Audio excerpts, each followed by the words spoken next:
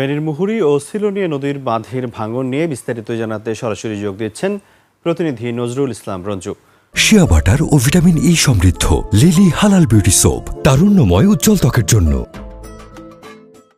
নজরুল, জলাবদ্ধতায় ফেনী শহরের এখন কি অবস্থা দেখছেন, পাশাপাশি সার্বিক পরিস্থিতি কেমন রয়েছে এবং পানিবন্দী যারা রয়েছেন তাদের কাছে আসলে ঠিকমতো সহায়তা পৌঁছাতে পারছে কিনা বিস্তারিত জানাবেন আমাদের। জি রাজিউর, আপনি যেমনটি বলছিলেন, ফেনীতে যে জলাবদ্ধতা হয়েছিল এটি কমতে শুরু করেছে। এর মধ্যে কিছু নিম্নাঞ্চল বাসাবাড়ি রয়েছে, ওগুলোতে এখনও পানি রয়েছে। আর অপরদিকে ফেনীর কুলকাজি পশুরামে সিলোনিয়া, কহুয়া ও মুহুরী নদীতে 15টি অংশে বাঁধ ভেঙে গিয়েছে। বাঁধ ভেঙে দেওয়ার পর কুলকাজি পশুরামের প্রায় 15টি গ্রাম প্লাবিত হয়েছে। এখানকার মানুষ খুব কষ্ট করতেছে। এখানকার স্থানীয়দের অভিযোগ, তারা এখন পর্যন্ত কোনো শুকনো খাবার বা কোনো সহযোগিতা কিছুই পাননি।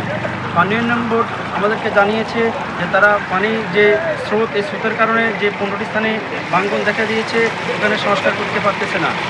পানি কমার সাথে সাথে এই বাঁধগুলি সংস্কার করা হবে। জেলা প্রশাসনের পক্ষ থেকে কুলকাজি পশুরামে 131টি আশ্রয়কেন্দ্র ঘোষণা করা হয়েছে। এখানে কিছু কিছু মানুষ আশ্রয় নিয়েছে। এ ছিল ফেনীর কুলকাজি পশুরামের বন্যার পরিস্থিতি সর্বশেষ খবর। নজরুল, ধন্যবাদ আপনাকে। দর্শক, ফেনী থেকে পানিবন্দী মানুষের খবরাখবর জানাচ্ছিলেন সহকর্মী নজরুল ইসলাম রঞ্জু।